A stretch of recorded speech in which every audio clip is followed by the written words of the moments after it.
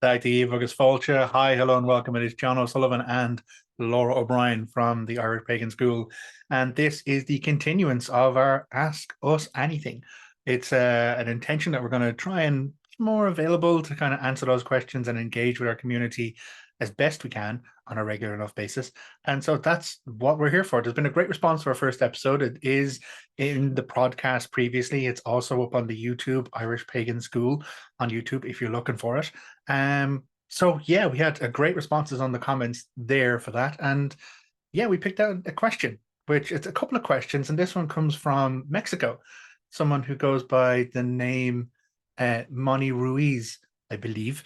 And Moni was wondering a couple of different things. Where's the furthest place you've traveled? Lora? When I was a teenager, I was traveling in huge articulated trucks around Europe.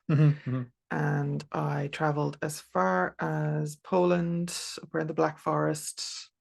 That's probably the furthest I've gone over land. I don't know, would America be further than that? I believe it is, yeah. Yeah. Geography is not my strong point. Well, then if we're talking America, then it would be California, I presume. Yeah. Yeah. Okay. So California is the furthest I've gone. But the reason that Europe and the Black Forest region came to mind was because that part of North Germany and Poland, the land was the closest I've ever felt to Ireland, but it was older and sleepier, as in the sovereign spirit of the land. So nice. I very much related to the land feel there. And I didn't really get that in California. Yeah, that's okay. Yeah. So that's as far west and as far east, as far north and far south? I don't know. Geography, again, is not my strong point. Have you been to Scotland? Yeah, in Scotland. Then have you been further north, Norway, Finland, anywhere in Scandinavia? Don't Iceland, believe Greenland? so, but like, would the European stuff be like, I've gone up like Luxembourg. South. Is that it? South from here, yeah. Okay. South-east-ish. I don't know. Yeah. You're putting me on the spot here, no, John. That's okay. I've done my east and west. That's fine. What's yours? It's California for me as well, heading across to the west. Furthest east, I've been parts of France, really. Although it was more southeast, I went down to Bordeaux and Sarlat, which was nice. I have been down off the coast of Africa to Gran Canaria. So yeah, that was on a holiday, Lanzarote, many years ago. I too have been to Scotland, and I really enjoy Scotland. So as far north as I've been, probably Scotland. I love a friend of mine who's over in Norway now, so I've been threatening a visit. We'll see how that goes. Yeah. Moni Ruiz was also wondering, do you prefer video games or tabletop games? Ooh. It depends on the mood, really. For me, tabletop games are more of a social thing, I think. We do try and do like weekly games, but if it's just me and John, I kind of find it a bit like, I love you, but it's just, I prefer group games, but very particular. I can't do the competitive ones because I just find them really stressful. So it has to be cooperative group tabletop board games, and I'm in for that. I love it, as long as there's no betrayer or secret spies or anything.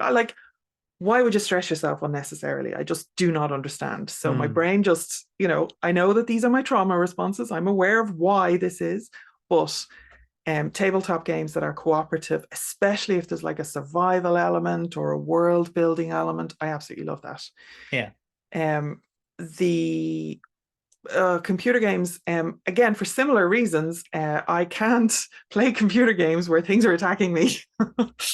So that severely limits what I can play. I absolutely love a bit of Stardew Valley. I have a Switch, and Stardew Valley and kind of those, puzzle kind of mystery, just roam around, solving things, fitting things, all those kind of games. I love them. Yeah, Professor Layton, all of those.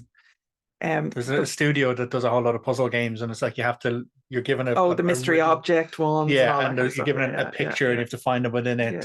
Yeah, you've done it to those, and they're very enjoyable. So anything like that I find quite relaxing. But again, if anything's coming at me, nope, I'm out.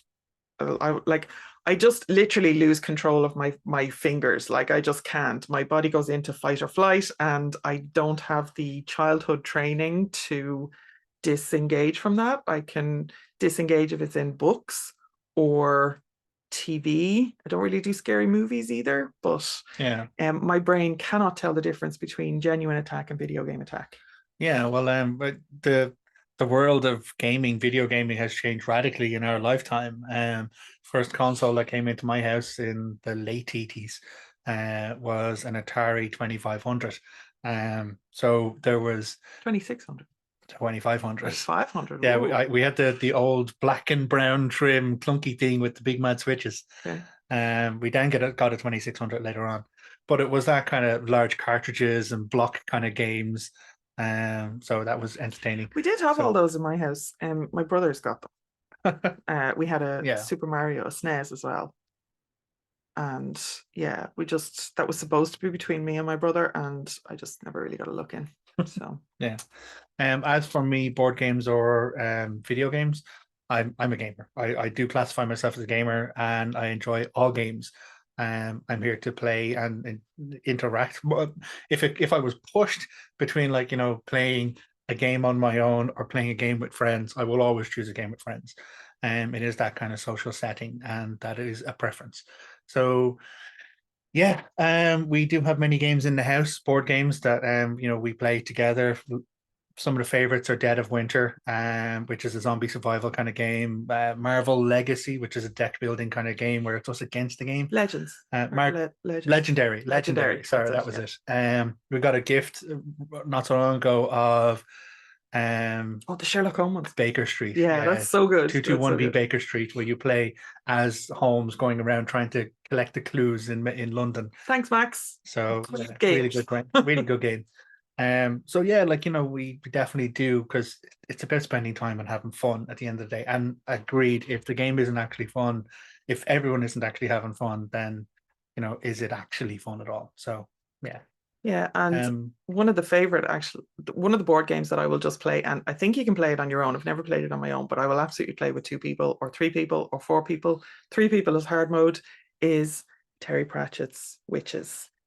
Yes, it is a board game. I don't know if you can buy it currently, but a friend of John's had gifted it to us to recycle because he knew that I really enjoyed it. So thanks, Colin, for that. I am still really enjoying it. And it will always be, if John is like, do you want to play a game? I'll be like, can we play Witches? Yeah, so it's Witches of Blanker, and it deals with that area of the Terry Pratchett's world building as you're the young trainee witches going around solving everyone's problems. And it is you against the game, and many times the game has beaten us. Oh, yeah.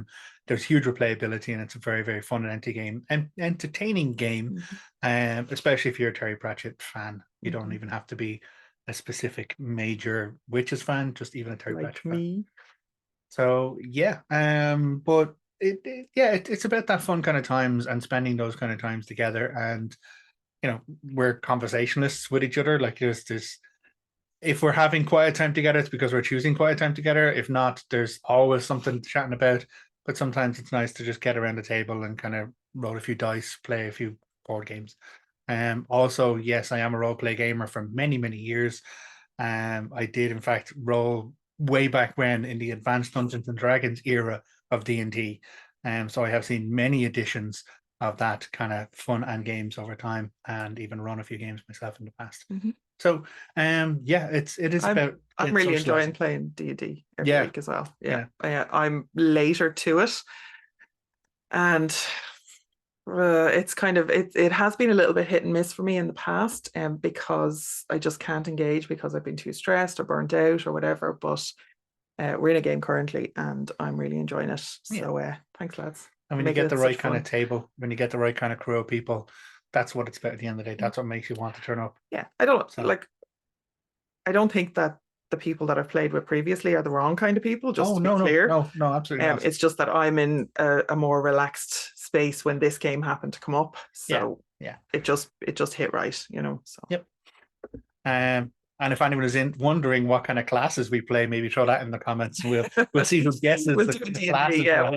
What maybe we need to do a D&D episode of this. So yeah. or guess our chief stat, guess our biggest stat Mm, as character or as people. mm. Oh, What? just open We're your mind at to world. level. No, what level are we at now? We're level 10. We're level 10. Yeah, Yeah, we're currently level 10 Yeah, characters in that game. yeah. So our stats are pretty high. Yeah. Um, Right. And the last question that we had from Moni Ruiz was about music. What's your favorite memory of a band you like? Laura. If I am a bit of a weirdo in that I never really went to concerts and that when I was younger. I would go to pubs for live music, and I absolutely loved that. I think my favorite memories of that kind of thing would be the Harbour Bar down in Rush. My friend's band used to play, and I'd go down on a Friday or a Saturday night, and I just loved it. So that is Rush, County Dublin. For anybody who's around the Harbour Bar at the time in the 90s, would have seen you there.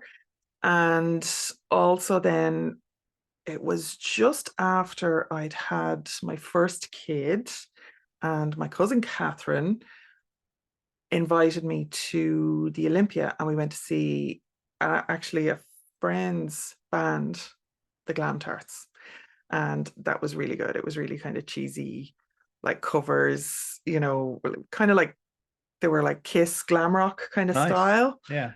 He also went on to play in ABBA-esque, which I saw a couple of times. So the Olympia was really good for that kind of gig. Cool. And I really enjoyed that. And I think particularly going up that time with Catherine, it was specifically because I was out and about for the first time after having a baby. And I got to go to Dublin, into Dublin. And then the only real kind of big open air concert I've been is Metallica in Marley Park. They were supported by Jack Black and what was the Jack Black's band name? Tenacious D. Tenacious D. Should have remembered that. I was just taking a blank on it. But yeah, and funny story, John was actually at that concert as well. Yeah. Me and a gang of Roscommon chaos monkeys went up on a minibus, and from the Heritage Centre in Roscommon. Some people I worked with, some people I was friends with, and one of the girls drove a minibus, and we went up for the day up to Marley Park, and had a really, really good time, and did not run into John. quite thankfully, actually. We were not right for each other at the time. Which is my favorite memory of bands. I've been a metalhead for most of my life. Really enjoyed Metallica, and when they were playing Marley Park, they played it twice. I think it was 2008 and then 2009, I think. And so I went with a mate of mine, Trevor, and the first time they were in Marley Park, they were supported by Tenacious D, which was my first time seeing Tenacious D live. I've seen them multiple times since live, and those are things I've really, really enjoyed. But yeah, really good gigs. I'm not one for the mosh pit, but I am one for being around the edge of the mosh pit in case my friends need to be lifted out of it, or the mosh needs to be contained by a large man who just does not move, which is me. So yeah, I really enjoy it. Like, I've never been huge, mega, must go to concerts, must go to music events or whatever.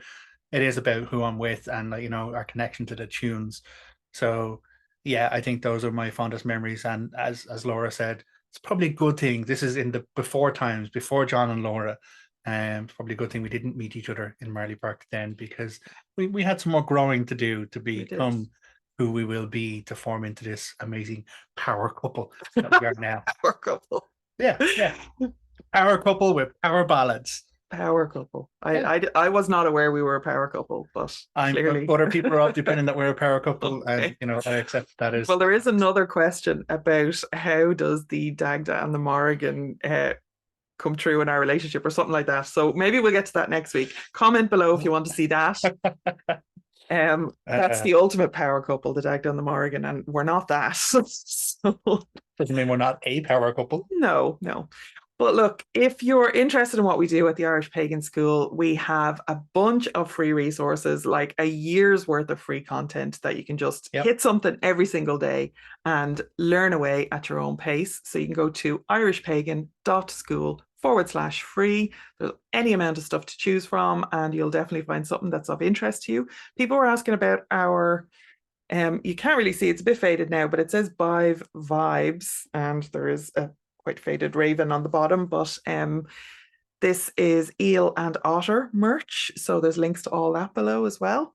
So we have eelandotter.net is our merch side of things. So if you're ever wondering where that cool hoodie or t-shirt or anything, mug or anything like that comes from, stickers, or if you want Irish Pagan School specific merch or something with Tua on the back of it in Ogham, because there's a whole load cool. of Ogham shirts actually there. Ogham shirts and hoodies available. Yeah. So if you want to have a look through there, it's eelandotter.net. Yep. So thanks folks for listening. Put your questions below. We are watching all the comments, and we're going to be doing this every week. Most weeks we're going to try for every week.